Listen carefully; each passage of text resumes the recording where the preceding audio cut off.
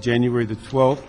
We have a quorum. Mr. Rosenthal, Mr. Smith, Mr. Rezar, myself, Bernard Parks, is the chair. We can go through the agenda.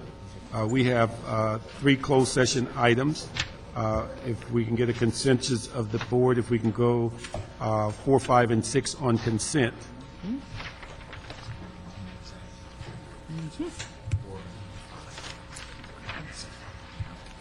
So moved. Okay.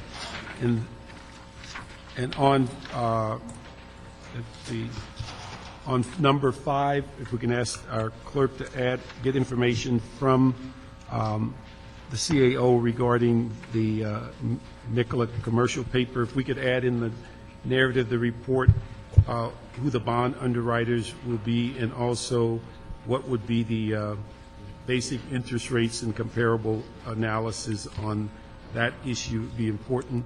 And then on number 6, I believe the CLA has some specific recommendations. On number 4. Pardon? Yes. On number 4, we have a substitute recommendation, number 1. 4 or 6? Number 4, I believe. It's on the, Burn grant? no, The helmet donation. Oh, the on helmet? the helmets. Okay. Do we have one on 6? Oh, I'm sorry. And on number 6, we do as well. Okay. So if you go with number 4, it's an Should I additional. read it into the Yeah. record or just give it to Lorraine? Why don't you just, Read into the record.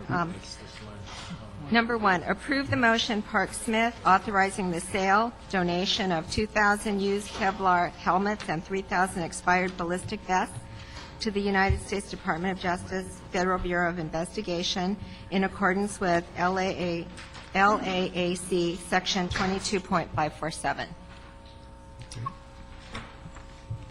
And on number 6, we have 3 recommendations.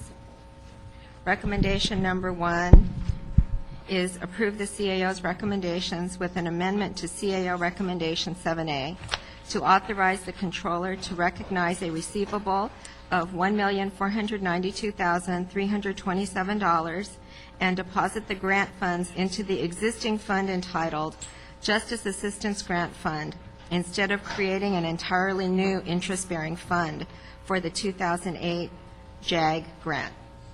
Number 2, authorize the controller upon submission of documentation and approval from the mayor's office to disperse payment in an amount not to exceed $701,394 from the Justice Assistance Grant Fund, Department 46, account number E935, Los Angeles County JAG allocation, to reimburse the County of Los Angeles for its share of the 2008 Justice Assistance Grant in accordance with the Memorandum of Agreement.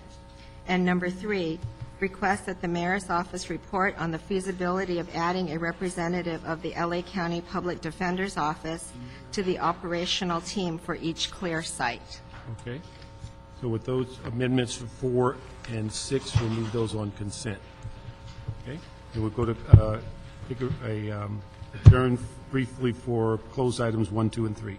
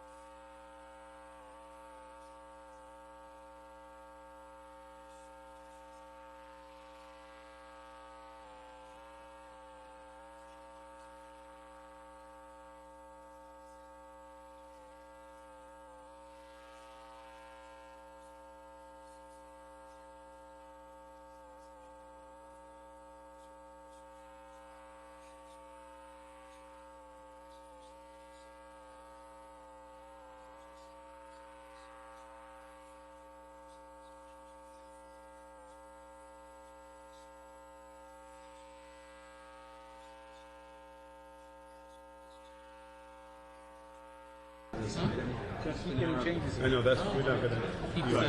Great. It's too late. I mean, it's just, And what do you think we're? you can't digest it. Good afternoon. We're going to bring the regular meeting of the Budget and Finance Committee back to order. We have a quorum, Mr. Weezer, Mr. Rosenthal, Mr. Smith is en route, and myself, Bernard Parks, as chair. Let me ask, we only have item 7 left on the agenda, and we have 2 cards, one Mr. McCosker and one Mr. McQuiston. Have we come up to the counter?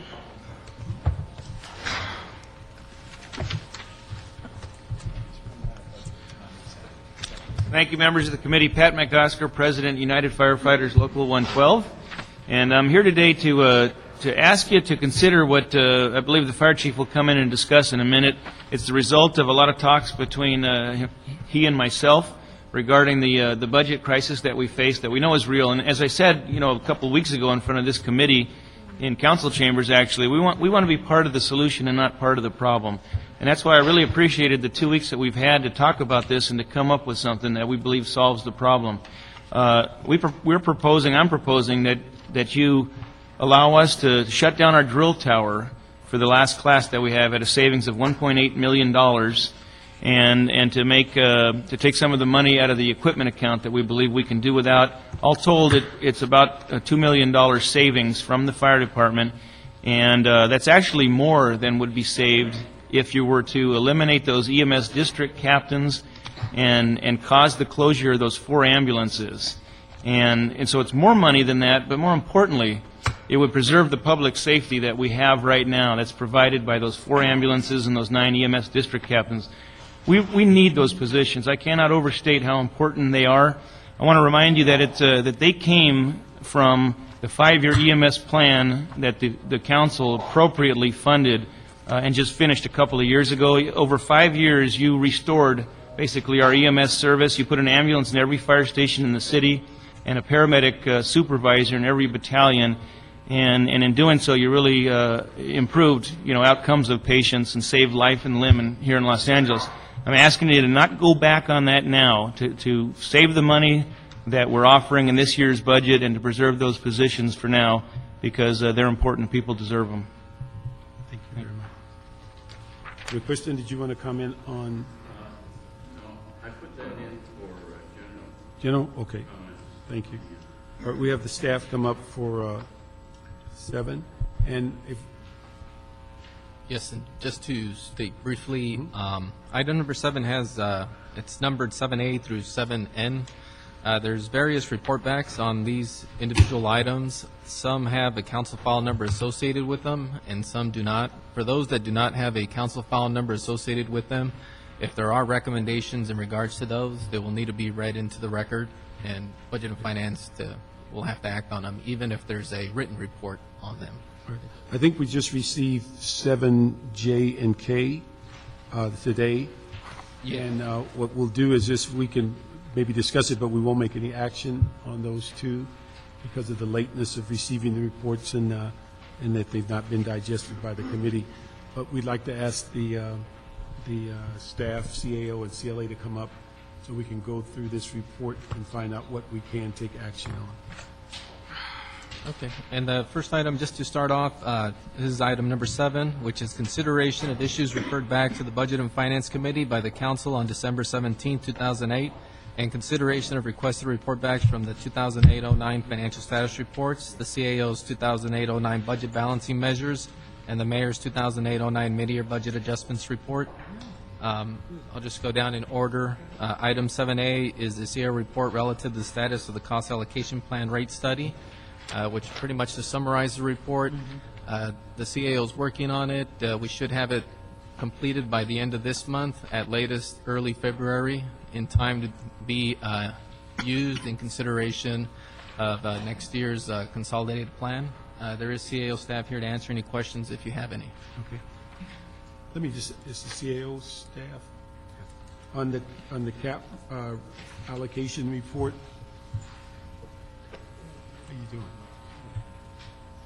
On the cap allocation report, one of the things that we've talked with CDD often is what the perception is that they're negatively impacted by this report, and the fact that the overhead spread throughout the city really detracts from their ability to put block grant money in programs on the street. Are we going to be taking into account some of these historical complaints and how we might adjust that cap rate to where I realize when we first started it was the view was that we wanted to get full cost recovery, but sometimes that full cost recovery internally works against our ability to put programs on the street. Yes, Mr. Chair, members of the committee, Pat Canfield representing the CAO's office. We're looking at options to using the full cost rates, and our intention is to show you the impact of using optional rates. The ones that are being used right now are the most recently approved by the federal government, and they represent the maximum amount that the city could charge to these grants for recovery of indirect or related cost. And those are rates that are put together by the controller with collaboration from the indirect cost departments. Those are reviewed by an independent CPA firm every year and then submitted to a federal cost negotiator who looks at how we put our cap plan together and all of the detailed cost information that's in it. We by definition will refer to those federally approved rates as our full cost, and it also represents the maximum cost that the federal government would be willing to pay. Is there an ability, as we use the cap rate, to have a different cap rate depending on different kinds of reaction or responses, such as if we went into with block grant money, maybe a little more lax than if we were going into a grant, or if we were looking at, say, going into contracting? Can we have a variable as it relates to the cap rate, or does it have to be standard throughout all of our processes? The rates that are approved by the federal government represent a maximum that we can charge, but we as a city have the ability to use discretion, and according to the federal cost negotiators, and I did speak to them last week, they would be willing to pay something less than those cost rates. We have the discretion to use anything up to that maximum, but it's our decision at the City of LA to decide if we want to charge something less. Any other questions on 7A? Start on that side. We can open that. No.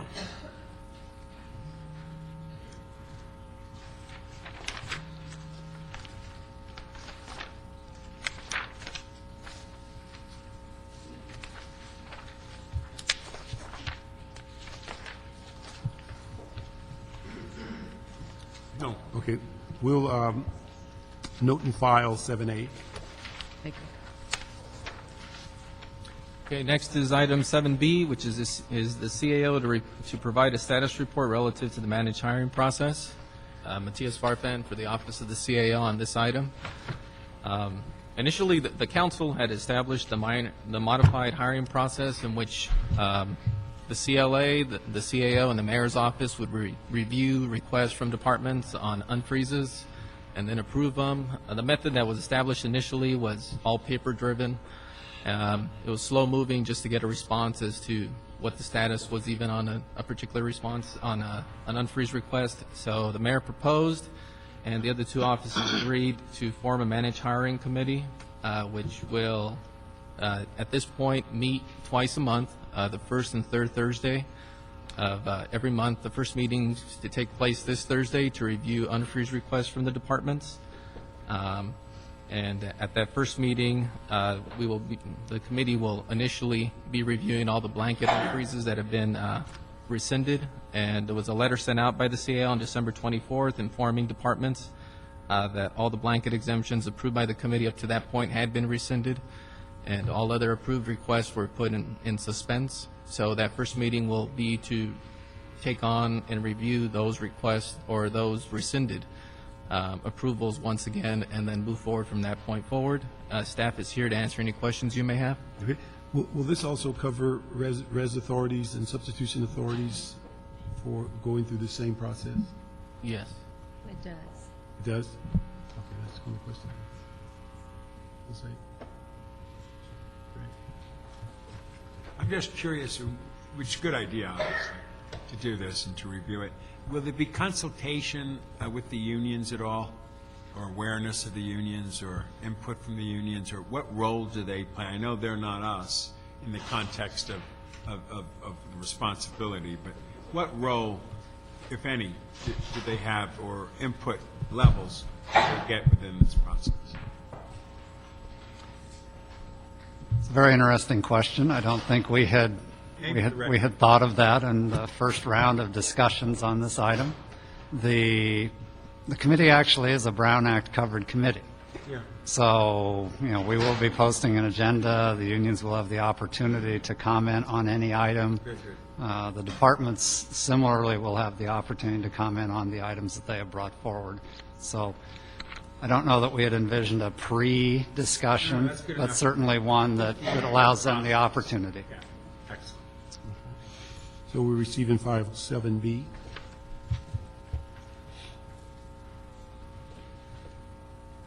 Next is item 7C, which is General Manager, Department of Rec and Parks, to report relative to the status of the department's budget and projected year-end deficit.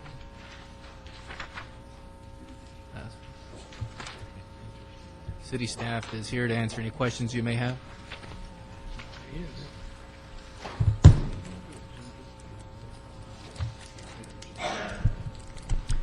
Regina Adams, Executive Officer, Recreation and Parks.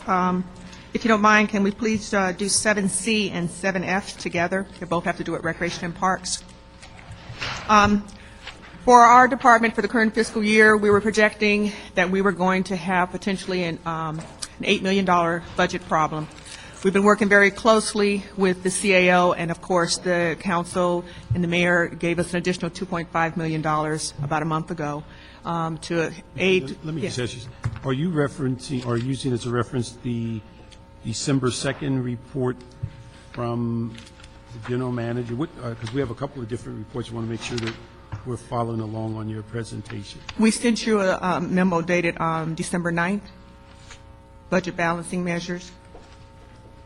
December 9th and also December 2nd? Yes. Okay. Okay. What we've been doing is, of course, at that time, we had broken down as where the projected deficit was going to come from, which was going to be on our revenue side, and also other things. What we have, since then, we have been working with the CAO's office and the mayor's office to come up with ways to close this gap. And some of the things that we have potentially hoped that we've taken care of is that on the revenue side, we have identified another $800,000 in reimbursements that we are going to be successful in receiving. So that helps to aid part of that issue. And of course, also too, we're still having attrition occurring. With the attrition, we have not been going back and trying to backfill a lot of the vacancies that we are seeing as people are leaving. So we've been very, very cautious and prudent in what positions we may try to go back and get an unfreeze for. But at this time, we think that we may be able to head off a large portion of the problem that we were projecting on our full-time salary side. As far as for the part-time, with these additional things that we're doing, of course, we are looking at moving funds around within the department, which is what I think we laid out for you in that December 9th letter, where we're looking at trying to move money from elsewhere in our expense accounts and so forth to close our budget gap. Let me ask, on your December 2nd report on page 3, under the salaries that's needed, you talk about closing some facilities on Sunday and holidays. Is that based on regular pattern of days off, or have we analyzed what the usages are on those days versus weekdays? Yes, you had asked us to come back and break down by council district what we think that this would mean for us, and we respectfully ask that we be able to bring back more detailed information to you on January 26th with that information. What we are looking at is that, yes, we are looking at what things that we may have to set aside as far as completing this year. Some of the things are, we're looking at which facilities, as I mentioned before, we will always have the parks accessible to the public, but what services that they may no longer be seeing from us. And that may mean that they may not see as much staff as they normally would see on a Saturday and Sunday and so forth. We are also looking at where can we potentially, which special events we may not be able to participate in or provide the service ourselves. Those are the things that we'll be bringing back to you. Because one of the reasons I asked that is that when we were going through the regular budget process, there was a discussion about eliminating regional library hours on the weekend.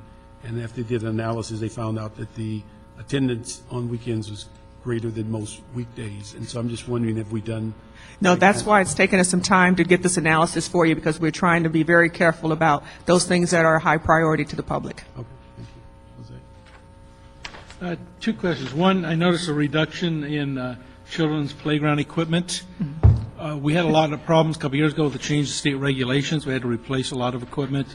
So is this going to stop replacement of equipment that's got to be replaced, or is this ongoing maintenance? No, what we've done is we've prioritized the equipment that needs to be replaced. Of course, that's a safety issue.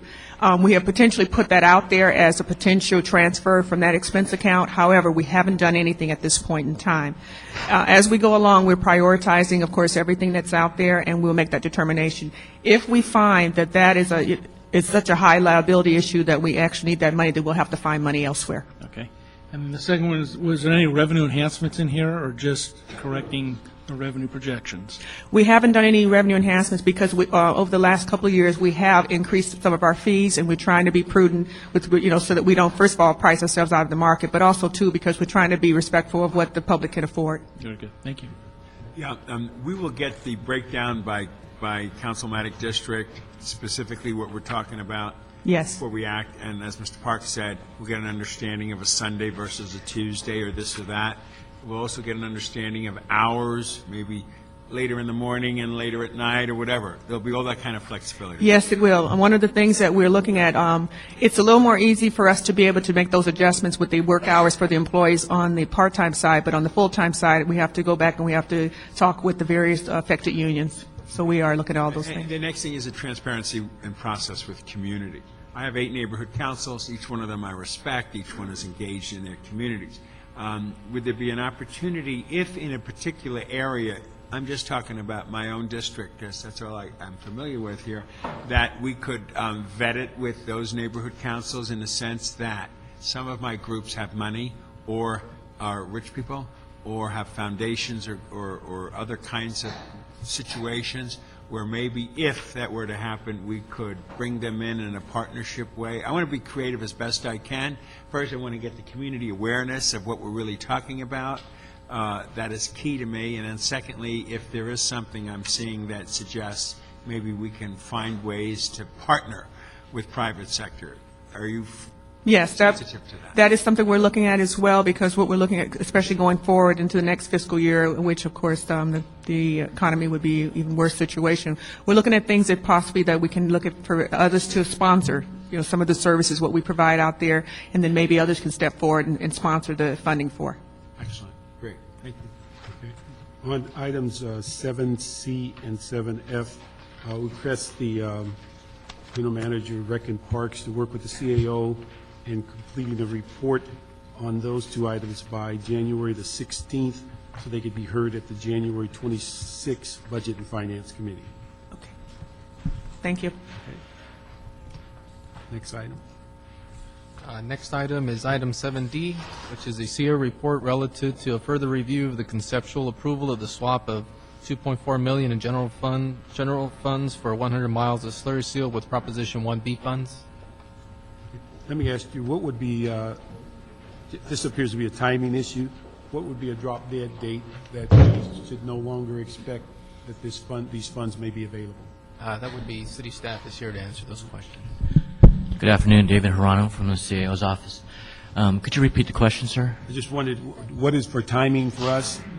Because this issue appears to be depending on what's going on in the state, whether the 1B funds are available. What would be the appropriate timeline or drop dead date for this committee to be looking at to realize that this money is not forthcoming? Okay, we actually don't know. We are in the process, with the help of various state departments and agencies, of discovering what impacts the state has had on it so far with their stop work orders and some of the grant funds. So as we accumulate that data and we get it ready for review, we can report back to you. But at this point, we're not exactly sure how long that will take, and some of it will depend on whether the state has any additional impacts and is able to establish a budget in the near future. Okay. Any other? Okay. Okay. On this item, 7D, we received and filed that report, but asked for an update report to get to the CAO by the 16th, to be heard at the January 26th Budget and Finance meeting. Okay. Thank you. Thank you.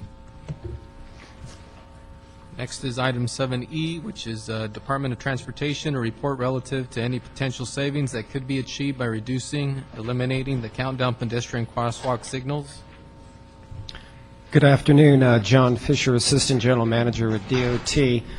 Councilman Parks and members of the Budget and Finance Committee, there are about 17,000 pedestrian signals in the city. Those are the walk, don't walk signs that you see.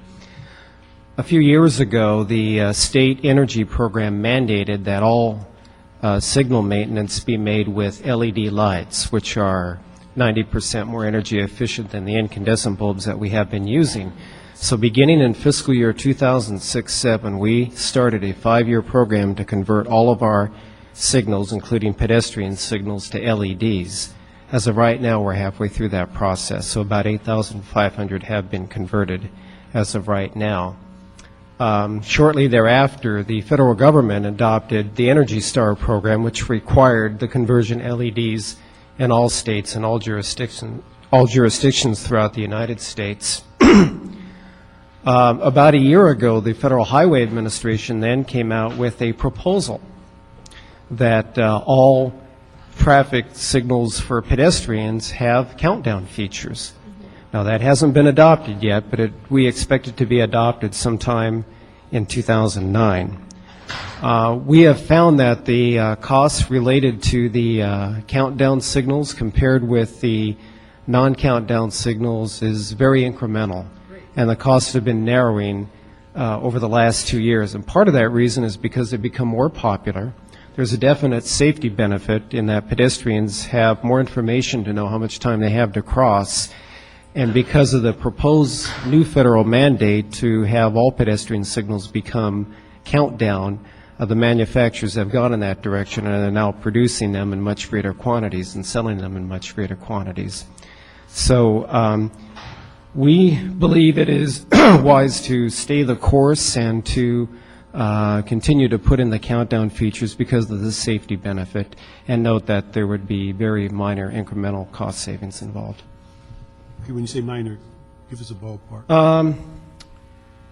Probably right now in the range of $150,000 if we were to stop all new ped heads from having the countdown For this feature. fiscal year? But that's narrowing. On the other hand, should the federal government continue to require the countdown feature, as we expect they will adopt this year, then we would have to change those out, and there would be greater cost But you involved. said a minimal savings of $150 for this year. Oh, For this fiscal for the year? next 2.5 years. So that would be roughly $40,000 a year. Okay. I'm just curious, because I love it. It's great. Everybody loves it. In fact, as they popped up all over the place, people were giving us credit for it. Of course, we'll take But credit. that- But the other issue, which I know is coming before DOT Right. later this week, is blind folks Right. wanting to hear it. Some of the surrounding towns have that bleep that Right. goes, that they can Right. tell if they can cross the street. I put a motion and we're going to hear a report back. Right. Give me a little preview. Is that a cost factor of great note, or is that incremental as well?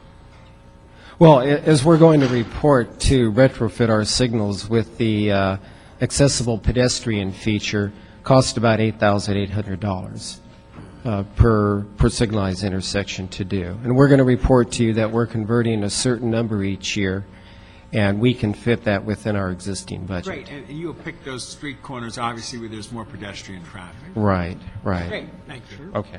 $8,000 an intersection? Engineering, wow. Anything? Great. Anything?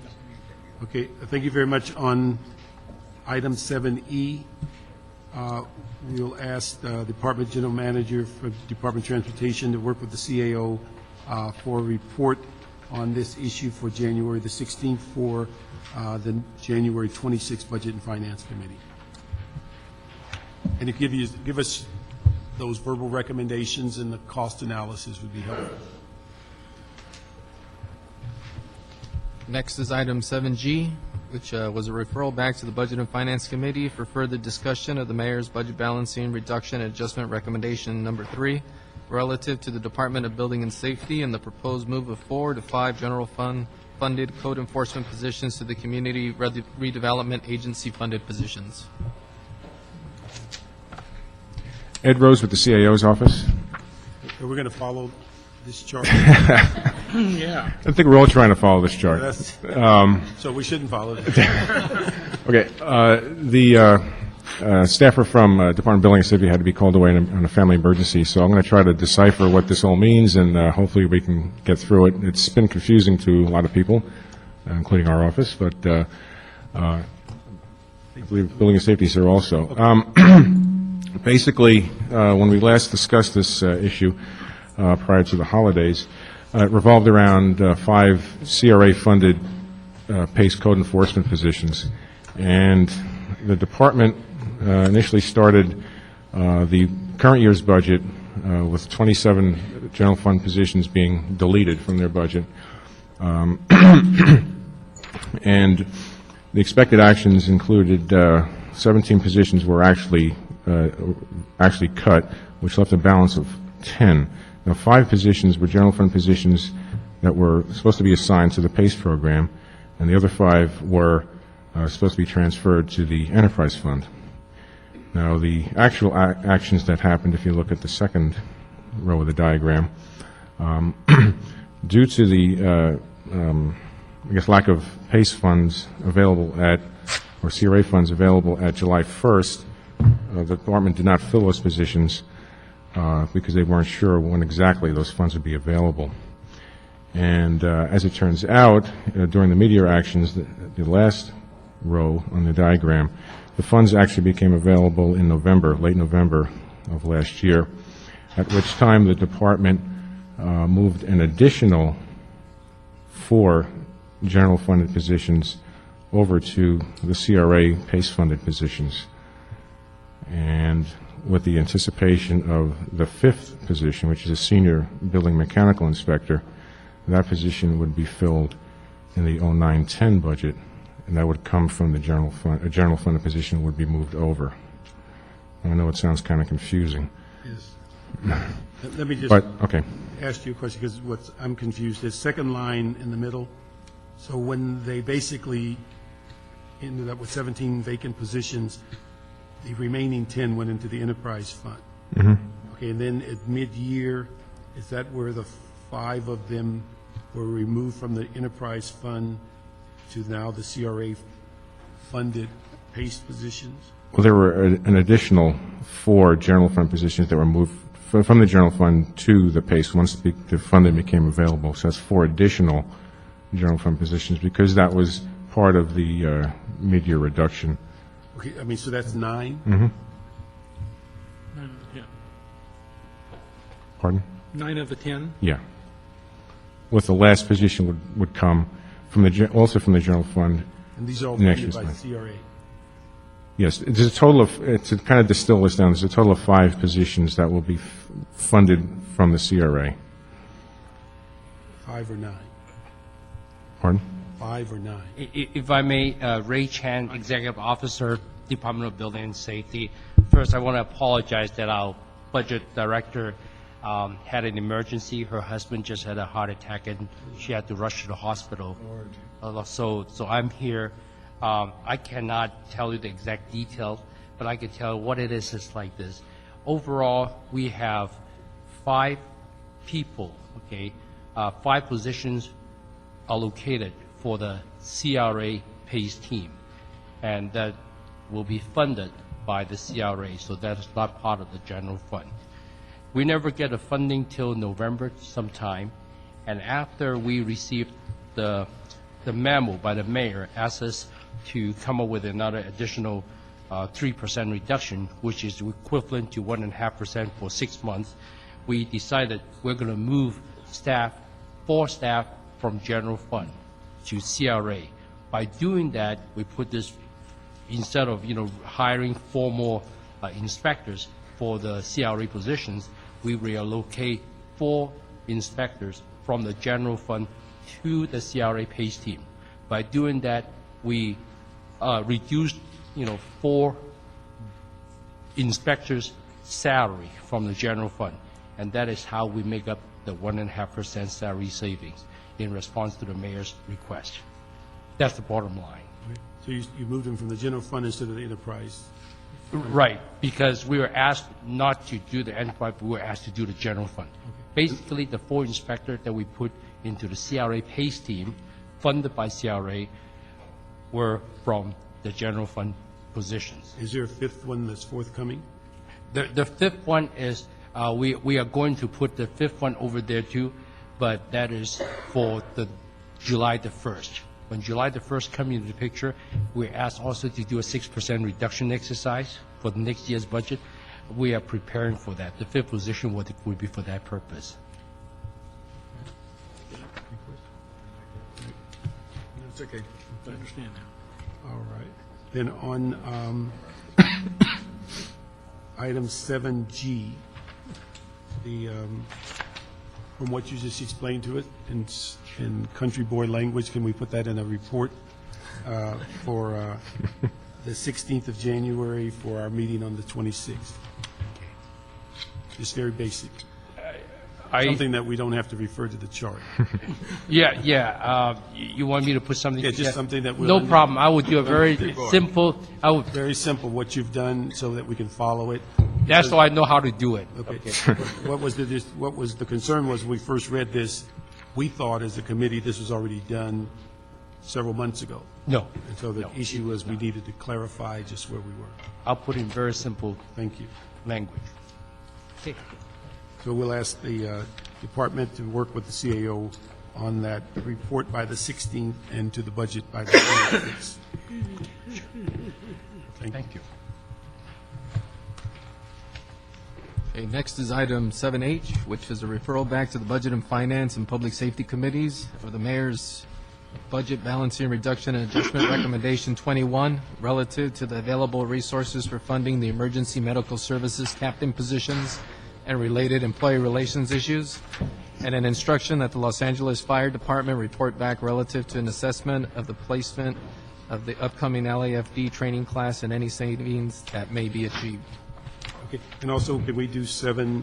Yeah, 7I is a referral back to the Budget and Finance Committee of the Mayor's Budget Balancing Reduction and Adjustment Recommendation 48A, related to a proposal that the DWP reimburse the cost of annual fire hydrant inspections, and an instruction that the LAFD report back relative to the fire hydrant inspection fee, the number of hydrants annually inspected, and the number of hydrants on public-private property. Good afternoon, members of the committee. Before I get started, I just want to reiterate some comments that I made this morning at Public Safety regarding the background and the perspective of the fire department relative to the 18 EMS captains' positions. As I've consistently said since last year's budget hearings, these positions are important.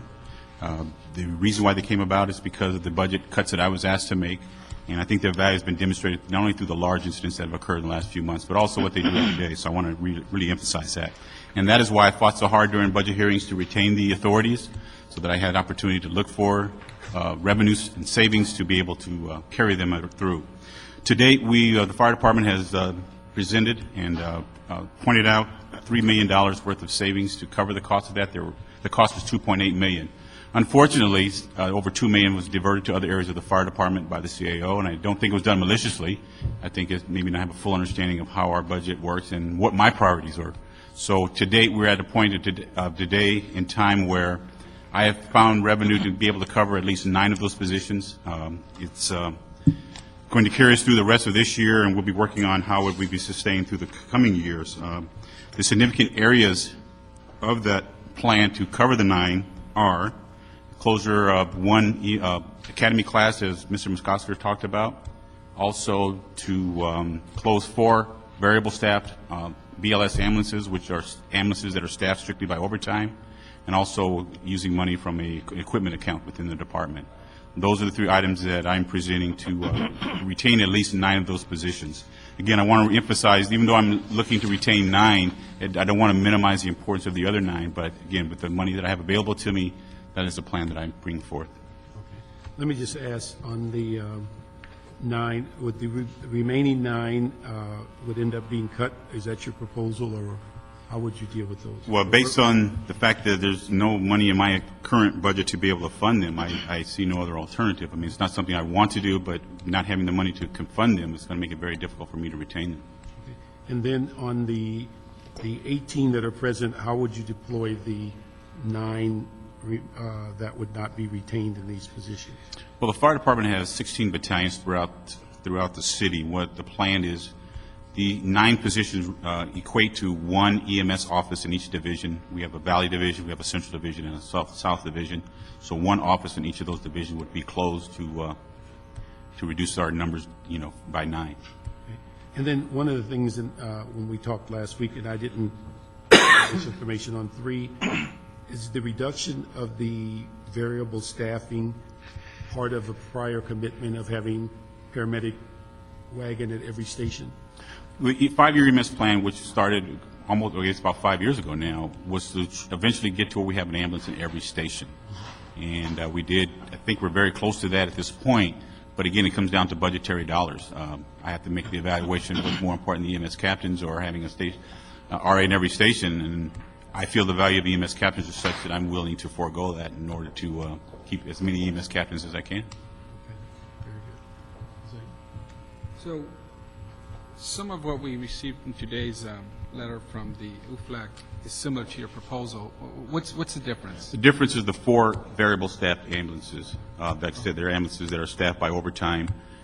In order to completely close the budget gap, it's necessary for me to do that in order to close the full amount that I need to retain all of the 9 EMS captains that I'm looking to retain. Okay, thanks. Just curious about Playa Vista. Is that on the radar screen or not? Where are we with that ambulance at the Playa Vista station? The ambulance is there. That is not one of the 4 that I'm talking about. Good, thank you. Couple questions. If you drop the academy class, the 1 class, what is that going to do in relationship to attrition? Sure. What it will do is an immediate savings. It will equate to more vacancies next fiscal year, which means more overtime. And so it will equate to a higher cost next year. But I think it's important, again, for this fiscal year to do all that I can to retain those EMS captains, as I said, because of the importance. How many people were scheduled for that class? 50 people. Our classes are typically 5 classes per year, 50 people per class. So And what's your normal attrition, department-wise, for a full year? Just, I can have it in months. Typically, we lose about 14 people per month that either retire or leave the job for other reasons. It has reduced a little bit, not very much. It's down to about 11 or 12 per month, but we typically lose about 12 to 14 a month, and by our hiring 250 a year, it comes out to about 17 a month. That's after attrition from the academy. Okay. So your loss of 3 months or so, 1 class covers about 3 months of attrition, but we had a little bit of growth in there too over the years, so it's kind of break even almost for you for the 3 months then. Well, I want to make it clear, there will be a cost increase next year, in overtime. In overtime. Yeah, it will be. It'll show itself next fiscal year, not this one, but it will be next fiscal year. Because of constant staffing requirements? Yes, that's correct. Any idea what the money is? We're looking at that. There's a lot of variables to that. For example, we know how many people are going to leave because of the drop, but other people may leave that we don't know about, and vice versa. The attrition rate of the academy may not be as high as low as it has been in the past. So there's a lot of variables. Staff is looking at that, but I don't have a hard number. But one thing is for sure, it will go up in overtime. I just interrupt Mr. Smith on that because next year's budget is going to be worse than this year's budget. My concern is I hate to have a worse situation when we have the worst budget ever. I'd love to know those numbers prior to us having to act on it. There are very many variables, but we're working. I know staff is working on that very thing to find out exactly, or not exactly, but close to what the possibilities will be. So I don't have the exact numbers today. See, for next year, if your 5 classes start in July, or the first one, does that minimize to some degree that concern about? Yes, we go back, and that's one thing I think is very important to emphasize, that even though We may be canceling the last class this year. It's important that we go back to hiring the 5 classes again next year and not do the same thing next year. But that 5 is just your attrition, that's not growth. I'm sorry, say again? 5 classes for that fiscal year is attrition, not growth. Correct, correct. Have you ever done a cost-benefit analysis to look at the relationship of minimum staffing to overtime cost? At what point does it tip the other direction that no longer is it valuable? We've done that. It was done, I believe, in 2004. We've done it most recently, and the numbers that I'm getting is right, the breakoff point is right around 100 vacancies, somewhere around in there. Around 100 vacancies is about where the tip-off point is. And the last thing, on the supervisors of the captains, does the Department of Health Services, or whatever the county agency is called, do they mandate a certain supervisorial relationship, like LAPD shoots for 5 officers for a supervisor? Is it 9? 9. 8 or 9. They're not strict, to my knowledge, they're not strict requirements, but they do have some requirements dealing with quality improvement, QI, and those types of things. We do have a quality improvement unit that does that, but they do, our EMS captains do quite a bit of quality, checking on the quality of our EMS services in the field primarily. They do train the EMS people out in the field, as well as doing a lot of other services that are very important, including they're involved in the initial investigation of EMS complaints, which is about 43% of all the complaints we receive. But is any of that going to be absorbed by the new We'll have to bureau? spread the workload out, and the other EMS captains will have to carry that load. But your new Professional Standards Bureau will begin to carry out some of that function, won't they? Well, they do some of it. They do the more serious cases, but the lesser cases, because we have so many, the lesser cases are done by the EMS captains because, again, we just have so many. Typically, this year, for example, the first year of our complaint tracking system, we have about 200 EMS complaints this year. And so with 200? 280? 200. With 5 people in PSD, we do all those and all the other complaints we receive as well. Okay, thank you. One other final question that I have, and I don't want to put you on the spot on it because I'm a big fan of the fire department. Obviously, what you did for my area there that night will forever be in my mind. When we were in the Tenny Pierce business and all of that harassing business, and you stepped to the plate in a great leadership position, one of the things you talked about was needing for tools in the toolbox, and so that we can be in a preventive mood going forward. Are you comfortable enough now that you have those tools? Because if there's anything I want to do is I want to make sure you have those tools regardless of our budget situation, because on the other end, I don't want to go into closed session and write out some big checks. The questions you were asking me, I was asked by the controller last week. I guess she testified in public safety or somewhere regarding our progress in addressing some of the audit issues. And what I expressed to her is during the development of PSD, we made great strides as far as moving to where we need to be. I spoke heavily about the need for adequate staffing. I believe Councilmember Parks had talked about it as well. And based on our past history, the number of complaints, the staffing wasn't given to the level that I felt it was needed. Again, back then we were estimating around 125 complaints. This year so far we're over 500. And so we do not, in my view, have enough staffing to handle the workload. And we talked about the EMS captains being a part of it because, again, the PSD just doesn't have enough staffing to handle all the complaints that are coming in. How do we deal with that, in your opinion? Well, again, the minor cases, the very minor cases, we have the EMS captains or regular captains and on non-EMS issues handle the initial investigation. Depending on what those investigations find, if it's something that's more severe, PSD does it. Sometimes we have to detail captains that have been trained to handle the extra workload. We're just managing the best we can, but additional staffing is definitely needed.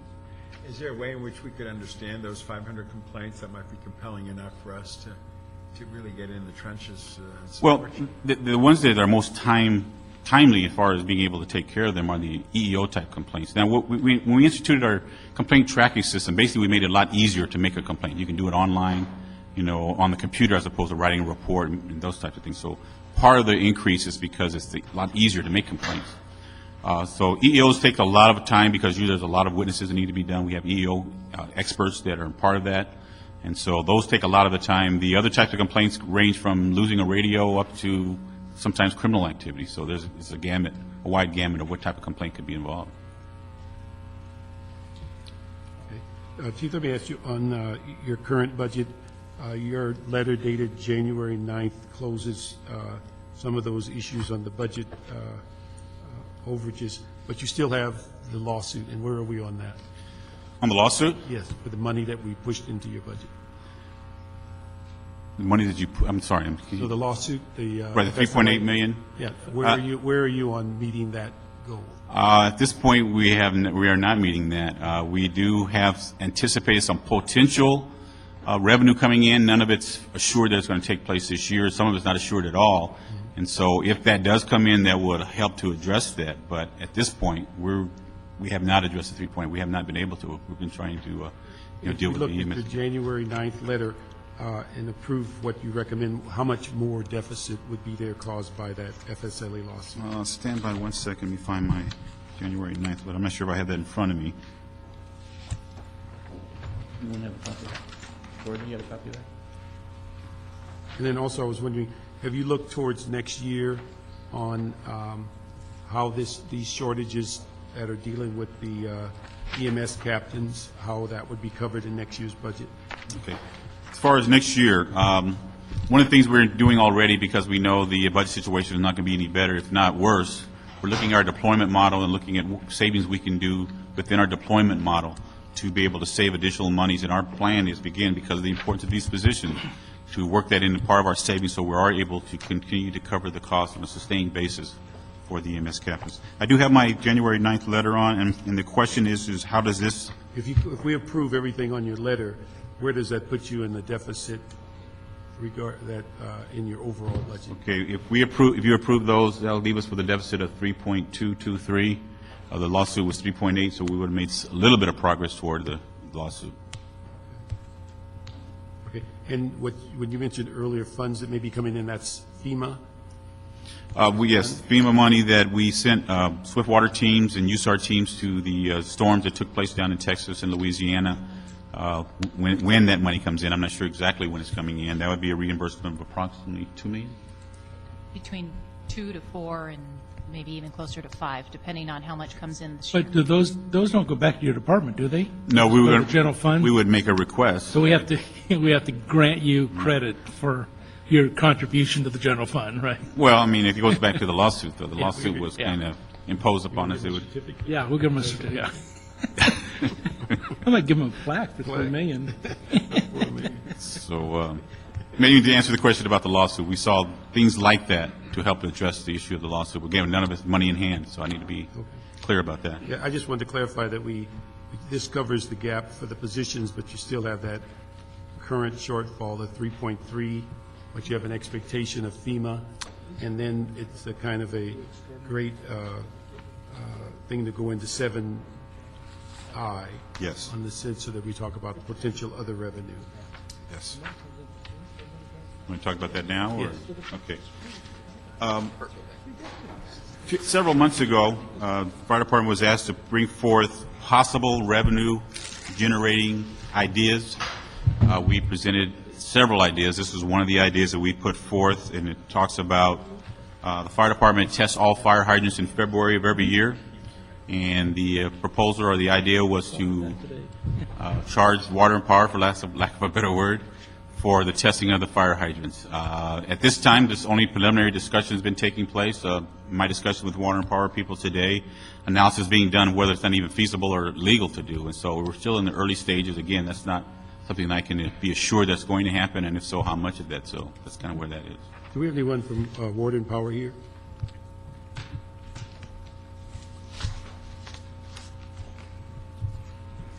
Good afternoon. I'm Julie Spake with the Los Angeles Department of Water and Power, the water system. Could you give us some idea? Are you responsible for the study or the evaluation on the fire hydrant testing cost? The Department of Water and Power does maintenance and budgets maintenance for the fire hydrants themselves. We also receive from the fire department from their annual check of all of them. We receive a list from them, which is our primary source of actual maintenance on the fire hydrants. As far as the proposal to transfer funds to the benefit of the fire department, at this point we have asked the city attorney's office for information on how that fits within this charter and whether or not that would be an appropriate diversion of water system funds. One question we've been talking over among ourselves has been actually who owns the fire hydrants. And we've pretty much come to the conclusion the water system does, because we depreciate them in our system of accounts and everything anyway. So at this point, we're looking at, because at one point, the fire department paid Water and Power for maintaining those hydrants, and over the course of years, that then has changed by ordinance that no longer is $4 million coming our way for that maintenance. And that was done by an ordinance. So now we're going back, ask the city attorney's office for an opinion on whether a transfer of approximately 1.5 would be permitted by charter or not. I have not gotten that answer yet. When you say maintenance, you're talking about the repair of existing fire hydrants as opposed to the fire department, I guess, annually checking the fire hydrants? We you do have maintenance, ongoing maintenance. We have ongoing maintenance, and the fire department, I understand it's their mandate to go through and check each one each year. So our maintenance list comes from several points. Sometimes it's a constituent calling in saying we need this fire hydrant fixed. Our own staff recognizing that one isn't working or is in this day and age leaking. Getting knocked off, which sometimes we can go back to a liability question of a motorist or someone hitting it, or the extensive list the fire department sends us of ones that through their operations recognize it needs maintenance. Do you know what you expend now on maintenance? Just short of $2 million. And that's annually? Yes.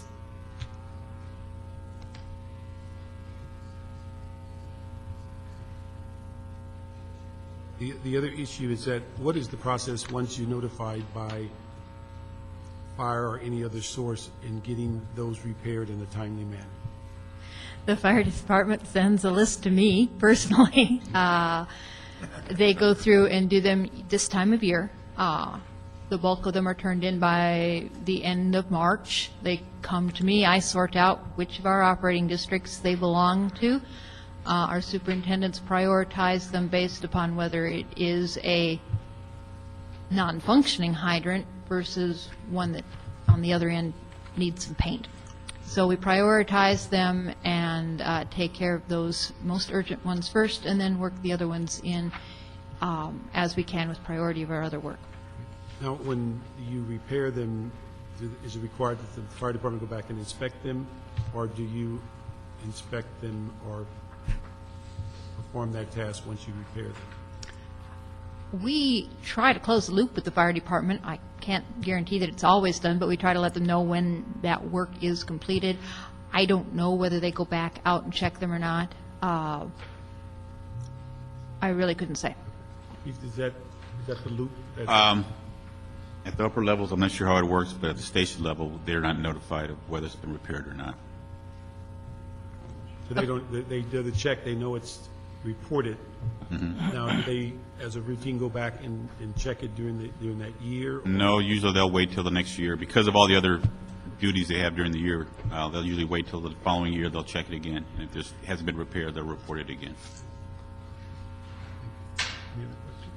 I just have one statement. I hope you don't use the word diversion and transfer of monies in your letters, because this is you're paying them for service. Yes. Not diverting money. That would be language would be very unfortunate to be used in any correspondence. So.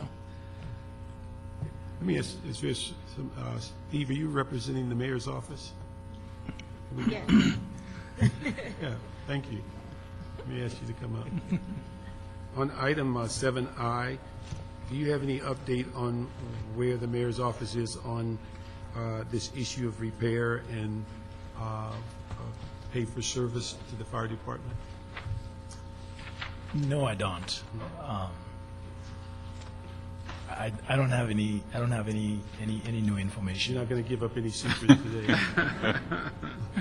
I don't have any new information. Okay. All right.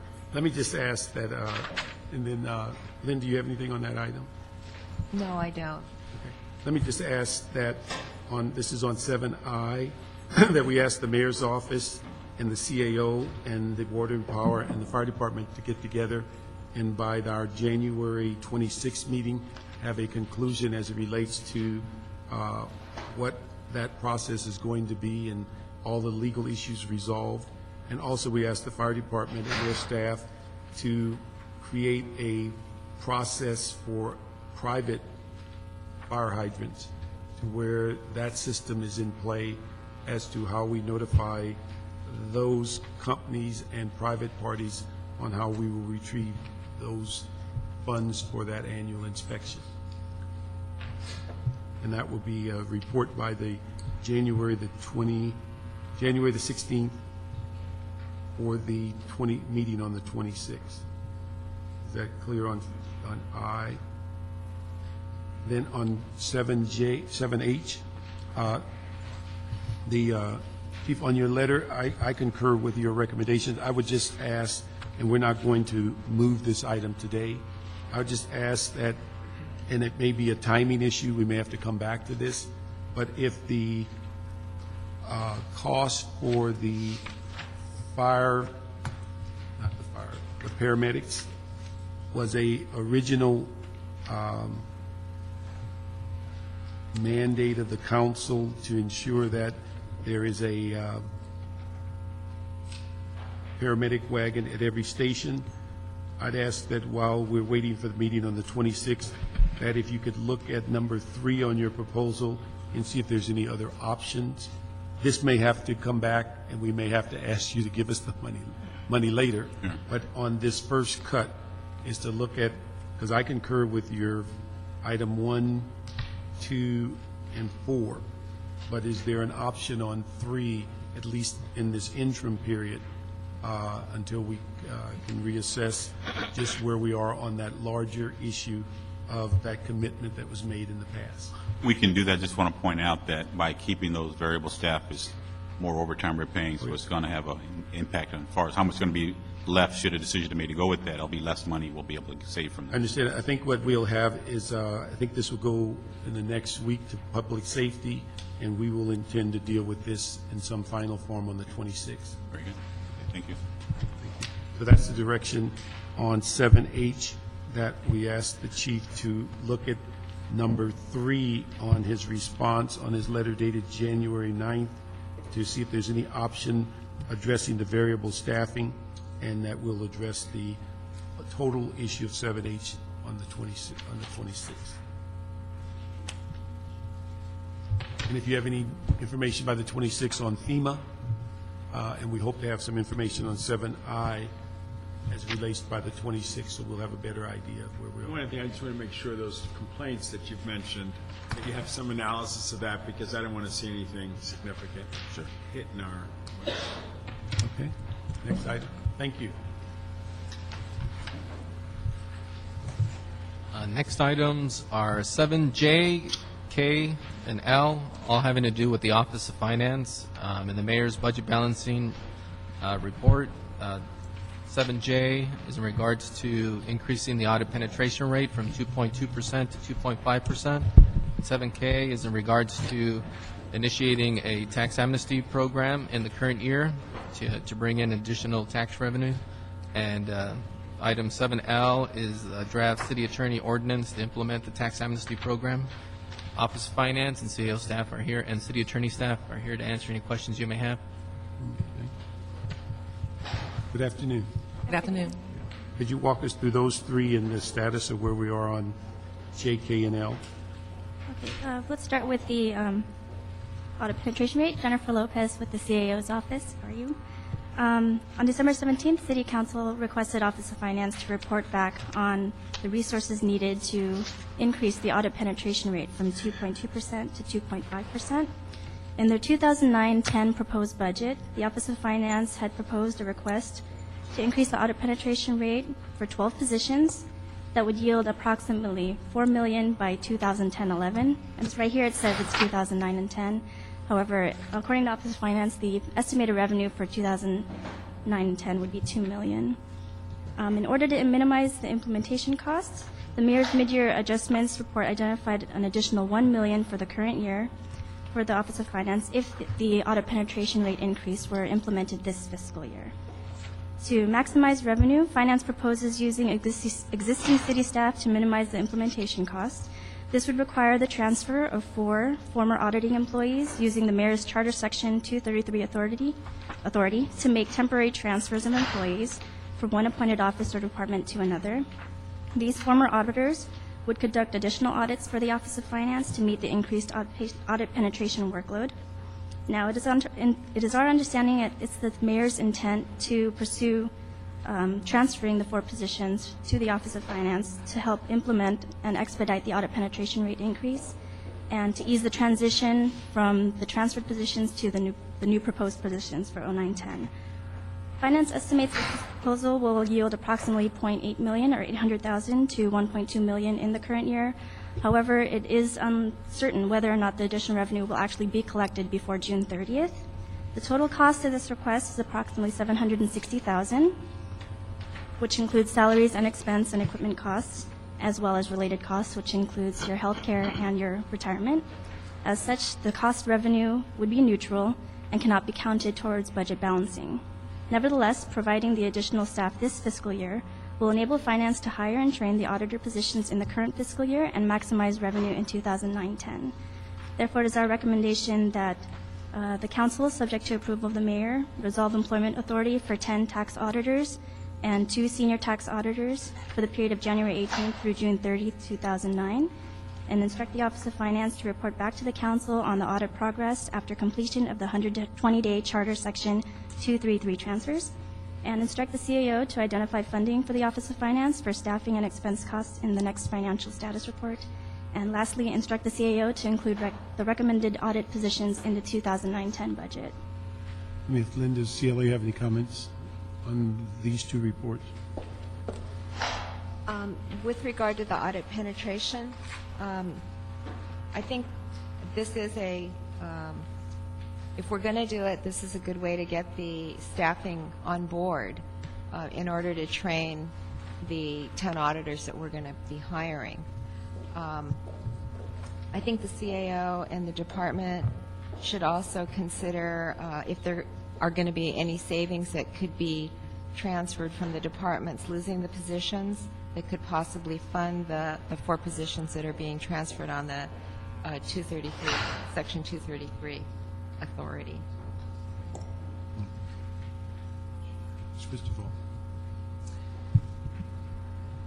Thank you. We certainly agree with the CAO's recommendations as well as the CLA, and we're prepared to proceed with hiring the new tax auditors as well as utilizing the 4 from the other departments. We think this is prudent to do so, given that other taxing agencies are looking to increase their enforcement of the collection of their tax.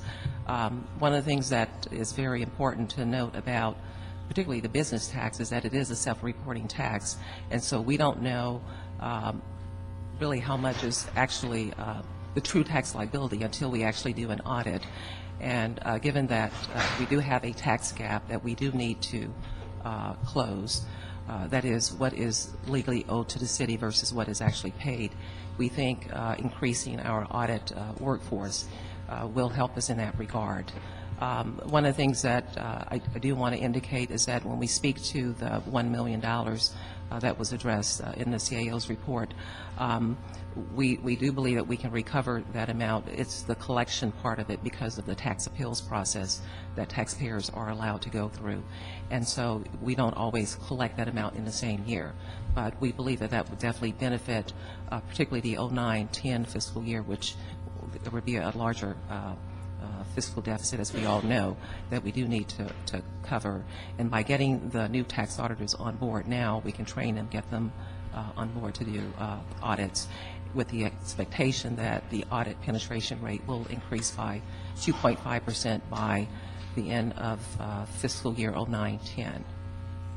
Let me just ask so I understand it.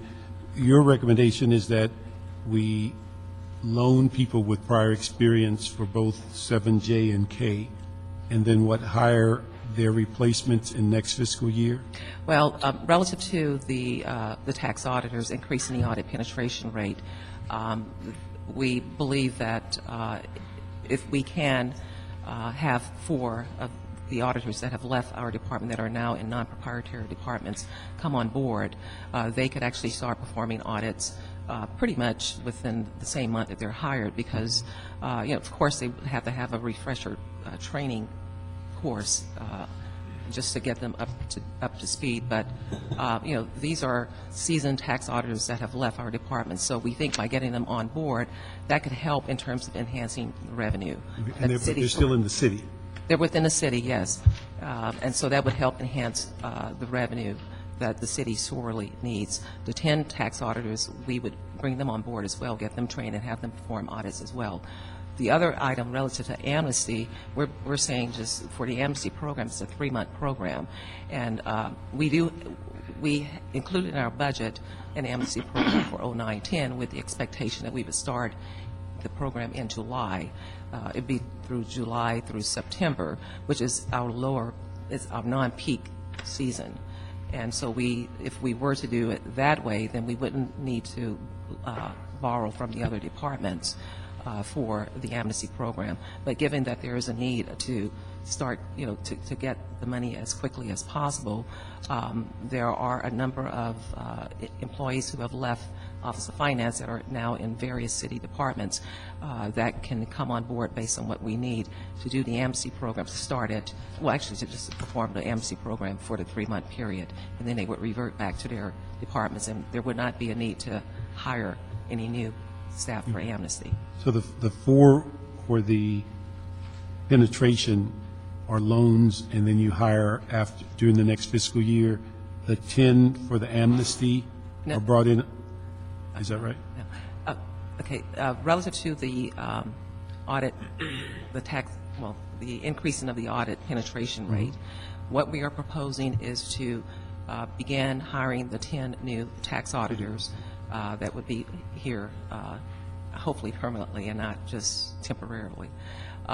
Begin starting hiring them with the expectation that we can get them on board by March, hopefully sooner than that, as well as loan from the other departments, the 4 auditors that are in non-proprietary departments, to come back and start doing audits, hopefully within February, March time period, so that some of the revenue could be generated or collected in this fiscal year. Relative to the tax amnesty program, we're asking, I think it's about 8 employees that are in other departments that used to work for Office of Finance to come back on a 3-month period and work with our office to handle the amnesty program. And that would be from May 1st through July 30th. And the reason we are not proposing to utilize our existing staff if we start the amnesty program before July 1st is because we're in our peak season right now with business tax receipts, and it's pretty much all hands on deck just to address that. And we need to also ensure that we have sufficient staff and capability to meet the current year revenue targets on top of what any other additional revenue targets that are added as a result of these programs. Okay. And so for the amnesty, we would need also the city attorney's ordinance to implement that? And that, Beverly Cook could speak to that. Will you have it before you as well? Good afternoon, council members. Beverly Cook from the City Attorney's Office. We have drafted the amnesty ordinance itself. It has been disseminated for review and input by the department as well as our supervisors in the City Attorney's Office. We expect to have it finalized and submitted for the council's review by the end of this week. Just curious about all the kinds of monies that we might be out there. You know, my old phrase, gold in the gutter. What's your overall sensing of what we could do with both bringing in and sharing folks and all this kind of stuff, amnesty? Well, with the tax amnesty program, we anticipate $10 to $15 million could be collected. Of course, with the economy, we have to factor that in as well in terms of ability to pay by the taxpayers. But we believe, based on the inventory that we have in terms of what receivables or delinquencies that are out there, that the potential is great in that regard. We were very successful with the last amnesty program. It happened, during 9/11, but we did meet our revenue target that we had set for that. Relative to the increase in the number of the audit penetration rate. We think that there's a potential, for the 1 million in this fiscal year, and certainly, as Jennifer spoke, by 2010, 4 million in additional revenue. And the reason I say that is because when you form an audit, you have the collection piece as well. And one of the things that we do know is that 60% of the accounts, the taxpayers that we audit, underreport their tax liability. So we know that these audits are beneficial. The other thing that I can say is that since we have stepped up our audit efforts as well as other discovery efforts, we've doubled the amount of revenue from 30 million back in 2000 to almost 65 million. That's in non-business tax, non-renewal type of work. That's tax compliance, audit, discovery, collections, et cetera. So the potential is very great there. And relative to where we are in audit recoveries, that is audits that we have performed through December of this fiscal year. We've recovered, it's 28 million that we've recovered, and that's going through the billing and collection process right now. If we stay on track, we could be close to 58 million in recoveries, by the end of the fiscal year. Great. Some of that confusion about that large number of money out there that we didn't collect, a lot to do with ambulances and repayments and Medicare, Medicaid. Can we somehow wipe that away so that the perception of the public isn't that there is real money there in cases when there isn't real money there? Right, yeah, and there definitely is real money there with ambulance billings and parking citations. I mean, unfortunately, we're not collecting that in Office of Finance. You have to deal with. We'll discuss that with the Department of Transportation and Fire in terms of where they are in their efforts. We have identified ways to improve upon their collection of delinquent ambulance billings and parking citations. But that's money in addition to what we're collecting on taxes. And do you have any sensing, helping them and moving them in that direction, what kind of funds we could be looking at in that regard? Yeah, what we've actually identified when we performed we actually did reviews of fire and, the fire department as well as the police department. And just for those two departments, we said that, there's a potential of additional $10 to $20 million that could be collected if all of our recommendations are implemented. Relative to transportation, we are still in the process of reviewing their billing and collections functions, but we have noted that because they're not referring delinquent accounts, the delinquent parking citations to the collection agencies and our collections unit within Office of Finance, the city is, potentially losing out on revenue that could otherwise be collected through those additional efforts. You're hearing that 10 to 20 million additional. What do you recommend we in the Budget Committee at this point should do about that? Well, it's in the Audit and GE Committee. I know that's one of the things that Councilmember Weezar had requested a report back, and we have submitted that. So I would expect at some point we will be addressing that through his committee. Beautiful. Thanks. I'm not clear on these 4 employees in the other departments. Are they working? They work for you, and they're on loan to those departments to do work, or they? No, these are employees that have left Office of Finance. They used to work in the audit unit within Office of Finance, and they have since left Office of Finance and now in other departments. For you to recall them, then, you pull them out of those departments? We understand that the mayor has authority to do that for a 120-day period. Okay, so it's just for the short term only. Right. Now, in the long term, is there a list available for auditors, or do we have to go out and test? No, we have a list. We have a list, a standing list, good. I would presume in this economy you're going to have a lot of people applying for this job. Yeah, so it's a lot never more, paid, yes. but, okay, good, thanks.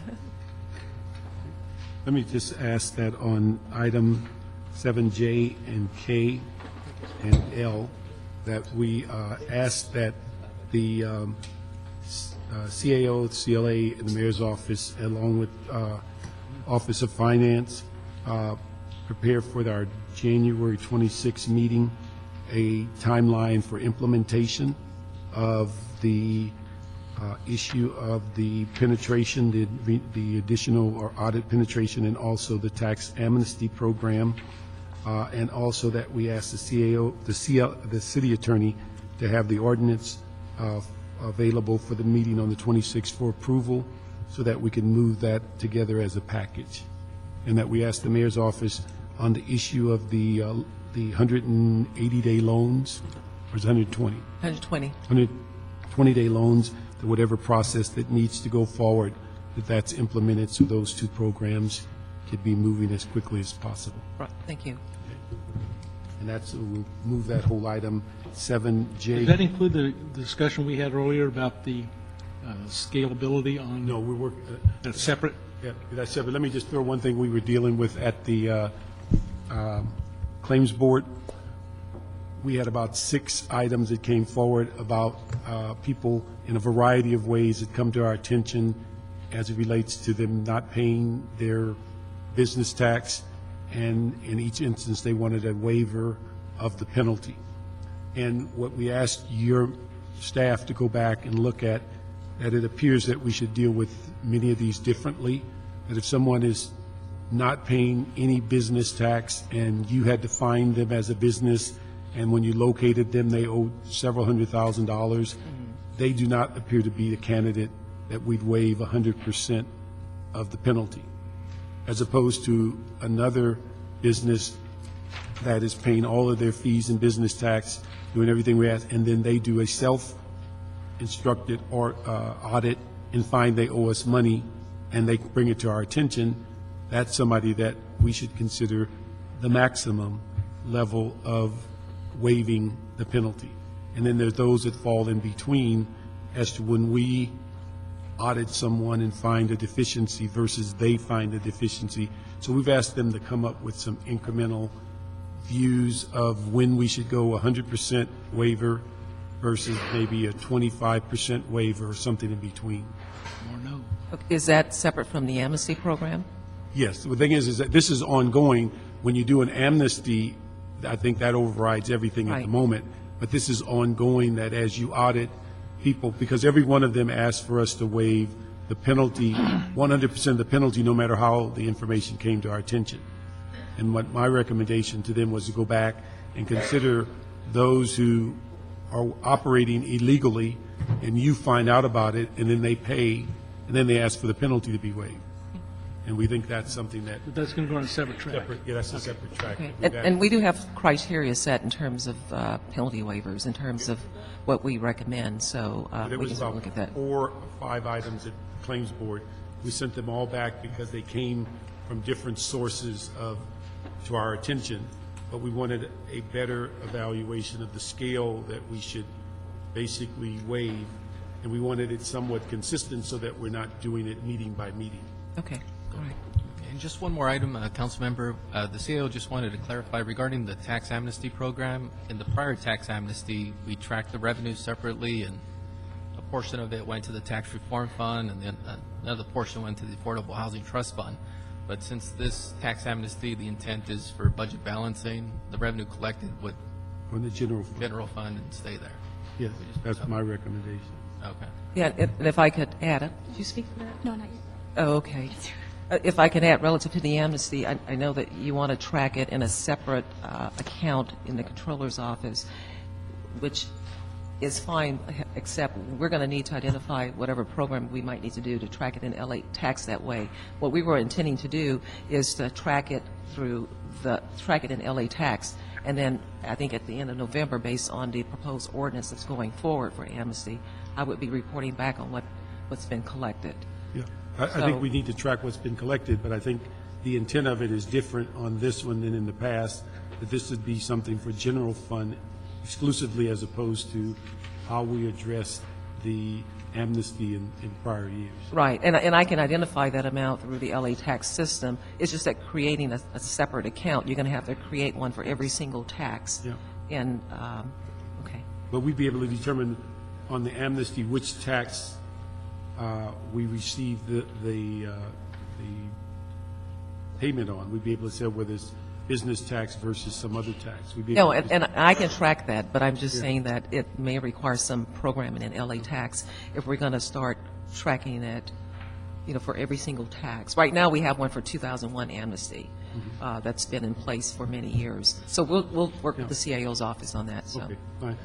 But I think the issue is... I understand. And I think also at some point, it might, as we talk general fund, it might be a source for us to pay eventually for some of these positions that are coming into permanently onto your staff. So that's one, that would be the only thing I would think of that we'd be looking at these funds as an earmark. Otherwise, it's general fund. Okay. All right. Thank you. Okay, next is item 7M, which is the CAO report relative to proceeds from the sale of the Bethune Branch Library. Yes, I think we dealt with this at council the other day, but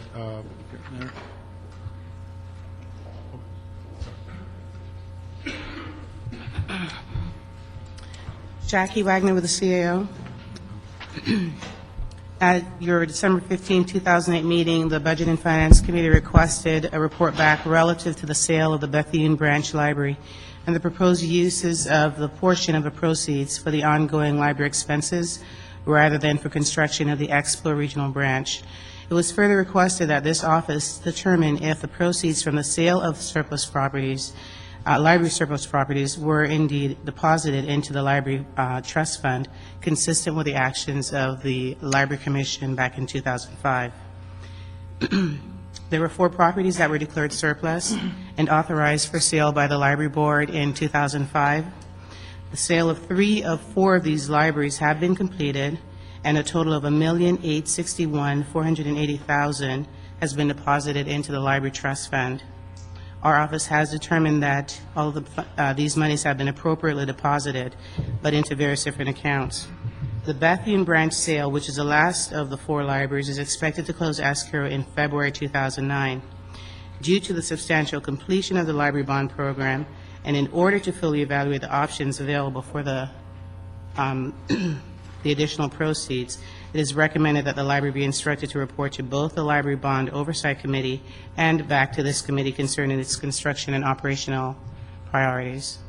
Are there any questions? I believe the library is also here to answer questions. Let me just make sure we have the right, it's the Library Trust Fund dash bond, is that the one for construction? All of the the surplus, proceeds from the surplus libraries are deposited into the Library Trust Fund. Within the Library Trust Fund, there is an account called Library Bond, and that is a temporary holding place for the funds. Okay. The thing is, I want to make sure is that it goes to the fund that deals with capital projects and rehabilitations of libraries, because the deal that we made on this was to sell those 4 properties in order to help fund the new library, Bethune Library, but again, because of the increase of the appraisal, because we also asked CRA to buy those libraries, that we want to make sure that that goes to the construction account or rehabilitation account, not the general fund account, and it should be earmarked for the 8th district so that we can ensure. That is correct. But I do believe that there is $100,000 of which will be deposited to the general fund after escrow costs. You're right, at the start of the fiscal year, the appraisal was 1.6. It was increased to $3.3 million.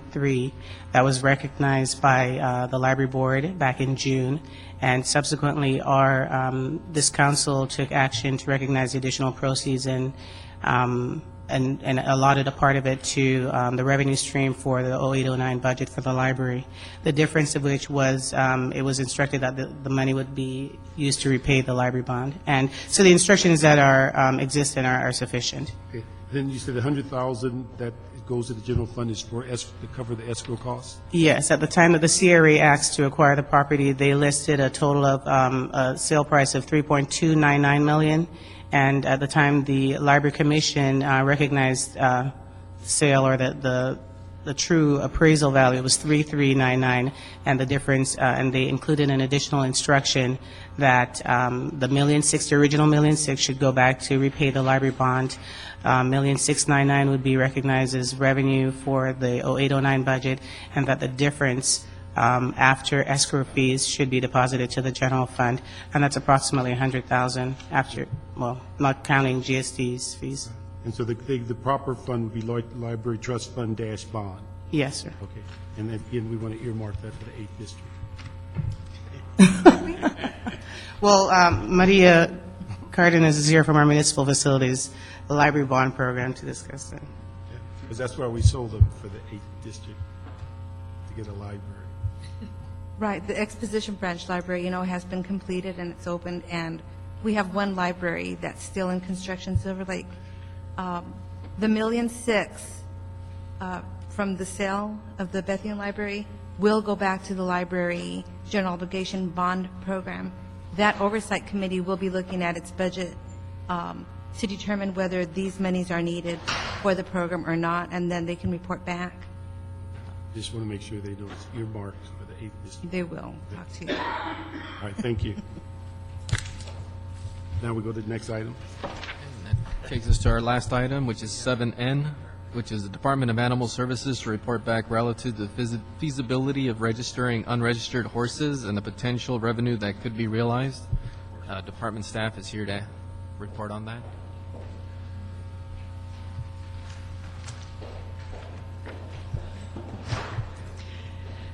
Good afternoon, council members. Linda Barth from the Department of Animal Services. Would you like me to give a quick recap of the report? We were asked to provide some feedback on how equine licenses might be increased in the city to make more revenue and also just have more horses registered. And we tried to give a report here that gave a little bit of background information about the equine licensing fee and some of the obstacles to really making a big difference. For one thing, the entire $14 fee goes to the Equestrian Facilities Trust Fund, which is administered by Recreation and Parks and under the control really ultimately of council and is used to maintain public equestrian trails. So none of the revenue comes back to the Department of Animal Services to help defray the cost of getting licenses. Considering what we've learned through studying the dog license situation, we think that ultimately maybe an improvement that would allow us to be more efficient and businesslike about our licensing would be to allow multi-year or even lifetime licenses for equines. That way we don't have the every year annual cost of $3-4 to do the renewals. But those kinds of changes will require changes to the municipal code because the municipal code is very strict on what it allows for licensing. There could be up to 10,000 horses in the city. Right now we have about 1,700 licensed. On average, over the last couple of years, it's been about 1,500. Last year, there was an effort by a community group to help us increase licensing in the Shadow Hills, Lakeview Terrace area, which is why it's a little bit up. There's not a significant source of revenue the way it's currently structured, however, and right now the cost of, for example, sending people door to door in equestrian communities, like we do dog canvassing in some places, dog license canvassing, can be $20 to $30 per license, of which 14 is collected and none comes back to our department. So absent maybe restructuring how we do the licensing, it may be sort of cost negative, at least in the beginning, to try to really start a campaign to subscribe more. There is an equestrian advisory committee that's pending consideration by the full council. It was a motion, Councilwoman Gruhl, and I think maybe Councilmember Smith, you were the co-sponsor of that. That committee, I think one of the items that committee might consider is more effective licensing, since the principal benefit to horse owners of licensing their animal is that money would go into these public trail maintenance and facilities and trail planning and so on and so forth. Currently, people who don't register their horses, I mean, the whole point of the registration in regards to horses is for the Equine Trust Fund, as opposed to, say, dog licensing, where the principal purpose is to make sure the dogs have their rabies vaccinations. So it's a whole public health issue that plays into it as well. And I can answer any other questions, if that was a quick summary. Yeah, I noticed you said it was a slight uptick because of the efforts out in CD2, but if you look at CD2, it's about a 50% increase. So it made a substantial dent in that one area where they tried registering horses, which leads me to believe, as I've said for a very long time, that if we just made an effort, we'd get a lot of people. But we don't make an effort because the department has no reason to.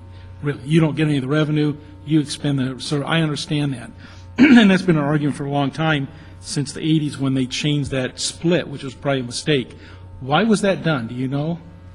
I think that there was some I just went back and reread some files from the 80s and 90s, but what I could glean from that was that there was some pressure from the equestrian who are paying the $14 to see every dollar go into the trail funds, because at $6 a license or a couple thousand horses, there's not enough money generated to make a difference. Recreation and Parks, for example, was estimating over $300,000 a year to maintain the trails if they could hire a couple gardeners and buy some equipment. So it doesn't make enough of a dent. And has the advisory group come up with any recommendations? No, the advisory group hasn't been ordained yet or approved yet. It's been through committee, it's pending before full council to actually create the advisory group. What committee is it, Arts and Parks or what? It's out of Arts and Parks. I think it's just waiting to come to full council. Okay. I think we need to get that going, because I think we need to have that discussion with that group of people. We know that we are under-registering by huge amounts, and if we could make an agreement with them that a certain portion goes to the department for the collection of the service collection, that we could also maybe increase the amount of money that goes then to the trails, which is what they care about. So it's in their best interest to work with us on that, and I hope we can find a way to do that. And secondly, could we look at, and I don't know how we do this, maybe I make a suggestion to you, whatever, that we look at vendors as well as the registering agent, like we did with bicycles years ago, where you buy a bike at Walmart. You used to be able to register them. Now I don't think anybody does it anymore. But let them take $2 off the registration fee or something for the tack and saddle shops and feed shops, places like that deal with the horse people. That if they would offer it in their stores, they get to keep $2-3 off it, and the rest come to the city. Make them the collection agent for us, because they're talking to those people every day. And so I don't know how you get that recommendations to them. You want me to write a letter to you or whatever, but I think we ought to have that discussion and get that group going. I think the Equine Advisory Committee, once it comes together, will be a great venue to discuss that. And I would really push, too, also for multi-year licensing. Having to do a subscription to somebody for $10 or $20 every year is very I think all these things could really kick it up a notch and help, if we structure right, help the department as well as help relieve a lot of the Department of Recreation and Parks in maintaining those trails. I think they'd like that. Less than 20% is what I've just heard you say. Yes. Of the 10,000 that we think horses are out there are registered. Do you have any idea what Malibu or any other equestrian cities charge for a license? No, I don't. That's a very good question. Not a lot of jurisdictions necessarily charge equine licenses, but that would be, I think, very useful exercise to do some comparisons. Yeah, I'd love to know, because you're right now saying it's $14, and I'd be curious to see what other jurisdictions who have a horse population do on it. And also, I strongly believe in multiple year licensing. Would you recommend like a 3-year license or a 5-year? What would be your sensing of that? I would say maybe like a 3-year and a lifetime. And make it worth the while of someone. A lot of people, especially like you say in the equine areas, they keep the horses for their lives. And I think an offering in both directions would be a good idea. Now, could you also take some of the revenue from a license and use it for the staffing of the inspection and so on, so that it would be cost effective, and that whatever other revenue we would have, it could be then used for the equestrian trails? Yes, I think that's what we'd like to go back to, something where enough money comes in just to help pay the clerk's time or some part of a canvasser time. Thank you.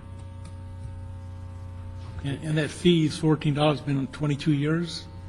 Yes. Not changed it? Yeah, we'd like a report back, if we could, on what the comparison is to other fees in other jurisdictions. Absolutely. That's a good idea. And how some of that monies could be used to pay for staff and pay for the opportunity to do that registration, and obviously the multiple licensing. Sure. Okay, I'd like to, on 7M, that we receive and file as amended with verbal direction, and number 7N, receive and file with instruction to move forward and implement the committee, and also request a report back on the comparative analysis regarding cost of the registration fees. Certainly. Especially in those places, Is that it? That's it. That concludes the agenda. Yeah, no, that's true. Oh, Mr. McQuiston, I'm sorry. You wanted to have a public comment?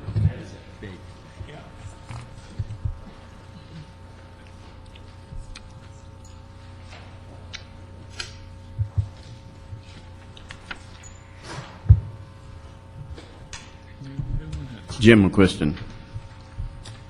You all have a 2-page memo here. It's excerpted from the Caltech Engineering and Science. As you know, some time ago I gave you all a CD which really gave you an insight into the danger of our building and safety. I'm glad to see that Mr. Smith has picked up something which will be heard tomorrow, really, in the Plum Committee on a slightly different matter, but it's the same kind of thing. But basically, I didn't see anything that it was referred to the Budget and Finance Committee. Now, if you read this Caltech thing, which was written for lay people, you'll notice I have emphasized certain things in it. 200 billion with a B, damage. Now, the problem is, you say, well, we have insurance. Okay, AIG, for example, went down just on insuring bonds that they wouldn't default. So we're not going to get anything out of that. So people are going to get very irate. They're going to say, look, I paid a lot of money, and I had to nip and tuck through building and safety. They told me exactly how to build this thing, and I got killed. And they're going to say, all right, I want the city to pay off. Now, this is something which I think we really have to address because we haven't really looked at it as a hazard. And it boils down to the fact we have 3 major faults in the city, and we have to say, hey, look, if you build close to those faults, all bets are off. We're not going to say that these buildings are safe. It's up to you. Now, that's perfectly acceptable.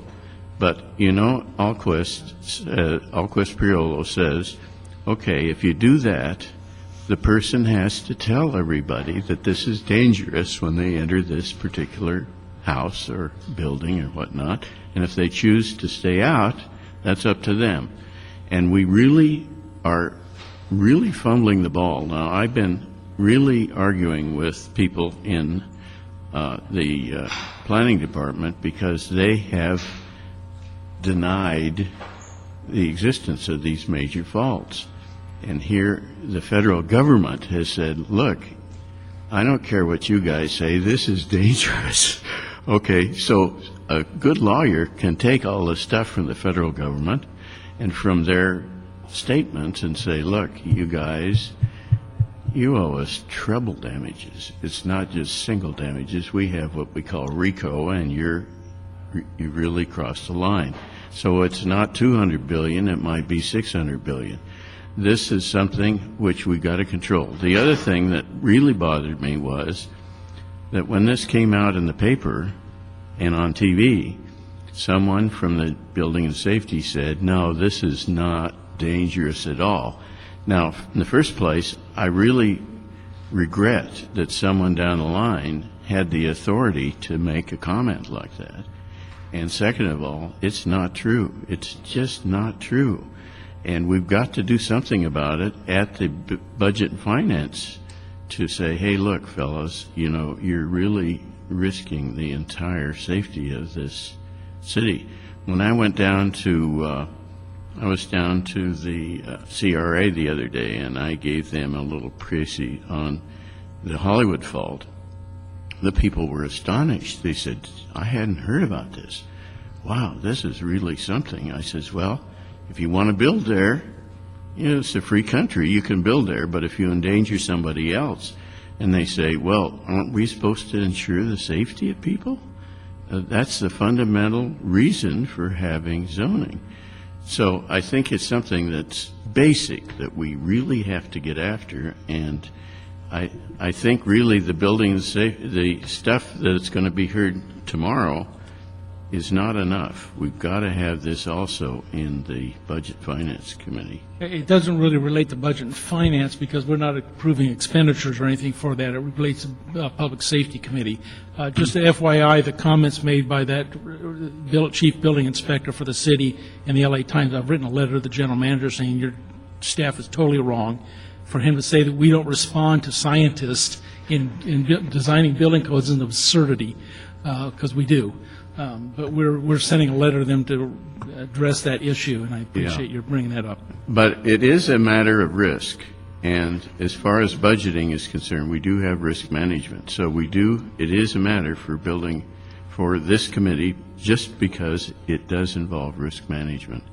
And I can't see where anyone else, you know, you're not going to be able to pay off for insurance because no insurance company is going to be able to pay off on anything like this.